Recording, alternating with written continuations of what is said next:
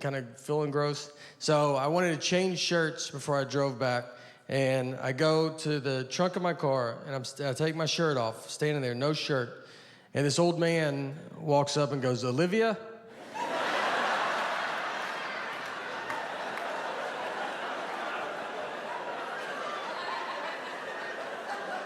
I had to turn. I was like, "I'm sorry. What did you say?" I'm sorry. And he was like, "Oh, sorry. Honest mistake." And I was like, "I don't know." He was looking for his elderly wife and saw me with no shirt on and thought that could be Olivia. I had a car that he does not recognize. None of this is making him not. He's like, "I don't know. That's a dead ringer for Olivia." I don't know who he disrespected more, me or Olivia, to be honest. I mean, we could both have a word with him. I travel all the time, and if I fly Delta, if I buy a ticket through Delta's system, my name in their system is Nathan, and on my license, my name is Nathaniel. I do not remember making this decision. It's a big deal. You can't just change it. I've tried. I've asked Delta if they could change it, and they're like, "We can't change it." And you're like, "Then I don't know. I don't know where we go from here, you know? If you can't do it, who can do it?" I mean, is that why people call senators? Do they do it? I don't know.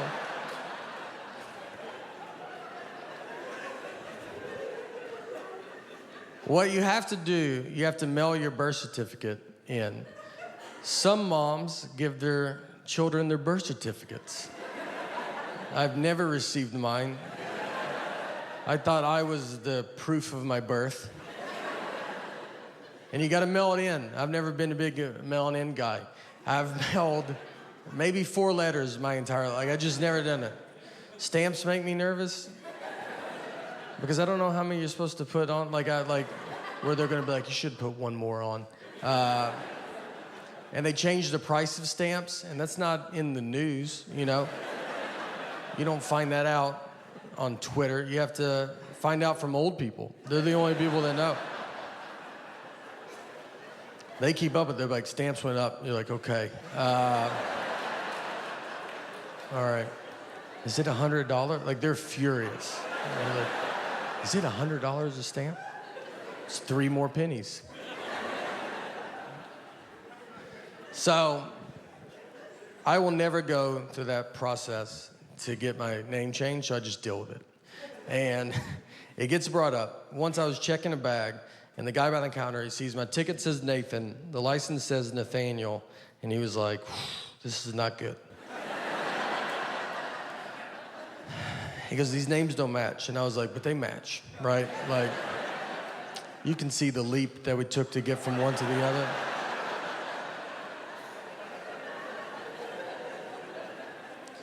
And he was like, "But they're not the same." I was like, "But they're the same." And I'm realizing he cannot find out people call me Nate at that point because, I mean, he can't handle that. He's gonna call the police over to be like, "There's a guy with 3 names trying to fly right here.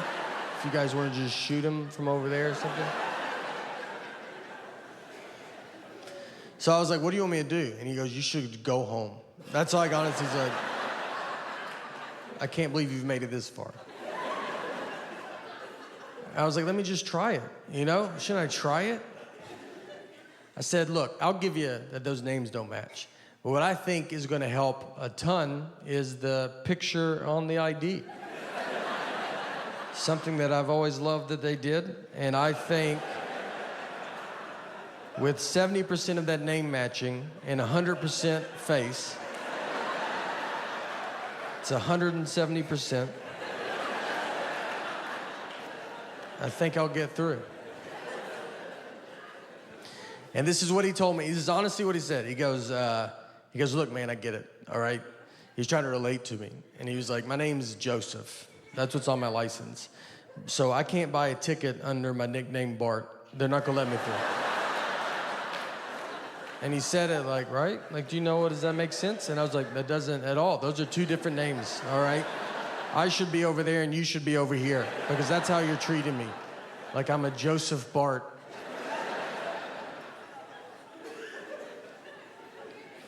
I made it through.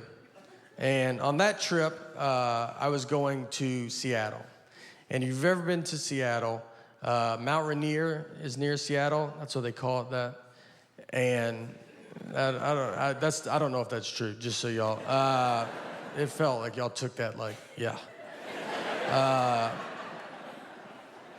So we were going out to Mount Rainier, and I was with a buddy of mine. And Mount Rainier it's the third biggest mountain in America. It's a good one to go to. I don't know who number 1 or number 2 is, but maybe one day it will be number 1, you know? Do mountains keep growing? I don't think we know that yet.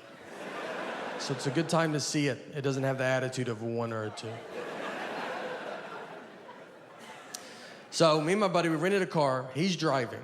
On the way out there, I see a dead horse just laid out in this guy's yard. And I've never seen that before. And I was like, man, I bet you don't think about that when you buy a horse, it dying. You know, what do? That's a huge thing, dying in your yard. You can't just scoot it off into the woods with your foot and try to get another one that matches before the kids come home.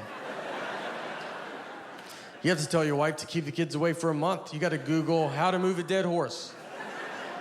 You got to probably try to get another horse to help you do it, and that's not easy. That's what the blinders were invented for, because it's like, just look ahead. Don't worry about what's going on back. No, look. Or you got to get your friends to help you do it, and you can't spill the beans too quick on that. You think it's hard for them to help you move a couch? Try a dead horse. You got to lie to them, like, we're getting a divorce. Just come over. Bring your truck and some gloves. And when they get there, let me tell you, they're going to see it, all right? Everybody saw it. It was next to the road. And they're going to pull into that driveway and just be like, I don't think they're getting a divorce at all.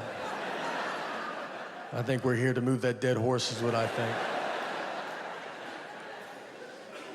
Let's let him bring it up, all right? Make him ask.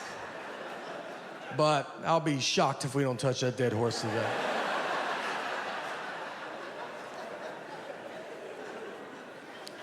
And if you ever have to move a dead horse, I've thought a lot about all this. You want to be the first one to the horse, all right? You don't want someone else to tell you where to grab a dead horse. So you run out there like you love it. Like you're like, this is what I hoped it was. And get to the hoofs in the front and be like, all right, I'm here. You guys decide where you guys want to be.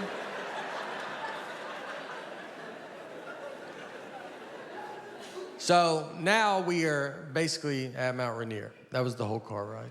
And if you ever go, just so you know, you have to pay to go up it. It's not a free mountain. Someone bought it, and they're charging tickets. It's also all uphill. It's a nightmare. So be ready for those things.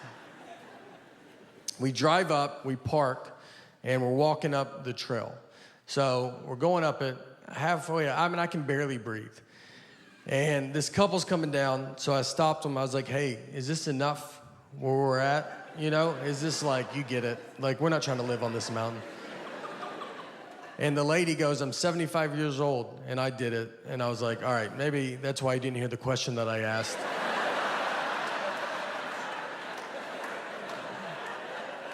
Everybody's pretty cocky on the way down. I mean, there was women with babies. They had 3-month-old babies strapped to their chest. I was like, why would you bring that much extra weight with you? I left my wallet in the car.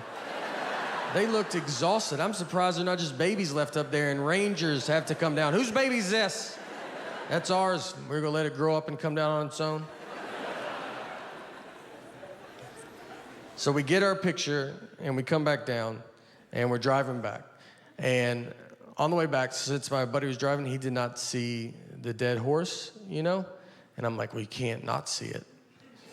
So it's just one road. And I was like, I'll just show you where it's at. So we're driving and we get to it. I was like, it's right here. And I pointed and the horse was standing up doing unbelievable. One of the healthier horses that I've ever seen. So I learned that horses lay down to sleep. I did not know that. I don't know what I thought before that day. I don't know. that they lock their knees. That's why they have 4 knees. I don't know. That's what I would have probably argued with you about it. People put signs up that say, like, horses lay down, don't call 911, because people call the police. They drive by a horse laying down in some guy's yard, and they're like, y'all guys should go, like, deal with that. And they're like, some people knock on people's door. Hey, is your dad home? Your horse died outside. And I thought you should hear it from a stranger first.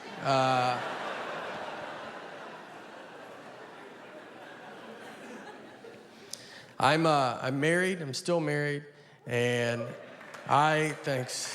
Yeah. I like to say it, you know, like I'm at the same job, just like, yeah, no, still work there. Yeah, right out of house school. Only job I applied for. My wife will tell me that she always says that I don't like the way she talks, and it's not her voice. I like the sound of her voice. That'd be a big problem, I think, if it was like, it's your voice. I just hate it. Just to go to couples therapy and be like, can you hear it right? Like, it's not, you know, it's not fun.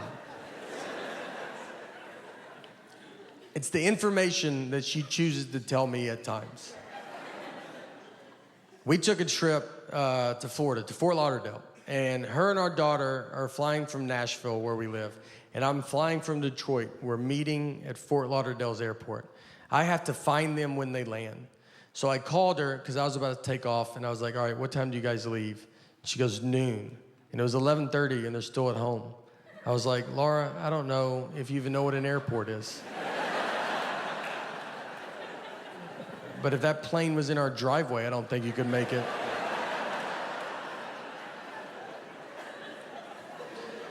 And she said, that's what time we leave for the airport. Our flight's not till 1:30. And I was like, all right. So what do you think I wanted to know when I asked that?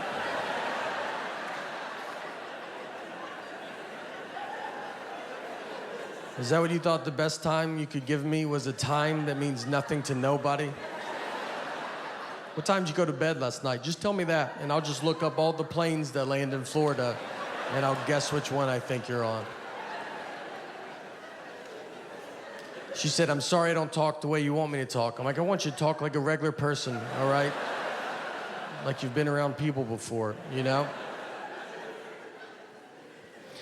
We didn't talk in Florida, I'll tell you that.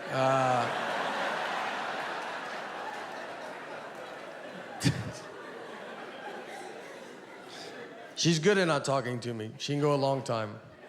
She could do her whole marriage career. Marriage fights are great because they're all very dumb.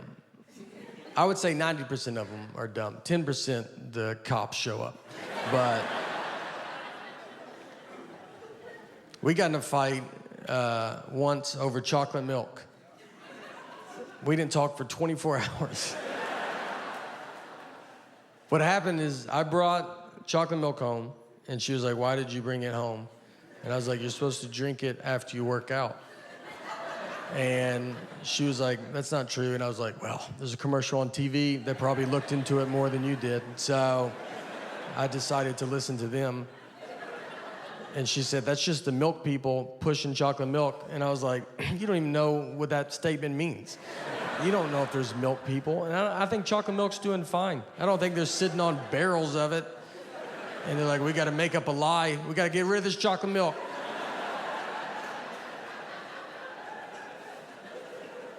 She went to college, all right, and I did not. But she did not study chocolate milk. When is it good and not good for you? To be fair to her, though, I do not work out. So, you know, but I was probably going to start, and I needed to get all this stuff there. Do you ever get in those fights, like you'll be at home, like you and your spouse, and you guys are not talking to each other, and you're in the house together, no kids, the house is quiet, and you just stay on opposite ends, and then you pass each other in the hallway? That's like the funniest part of it, because you don't live in a mansion, you have one hallway. And you just didn't time it out right, and you just have to walk by each other like strangers. You're like, oh, excuse me, sorry, yeah, no.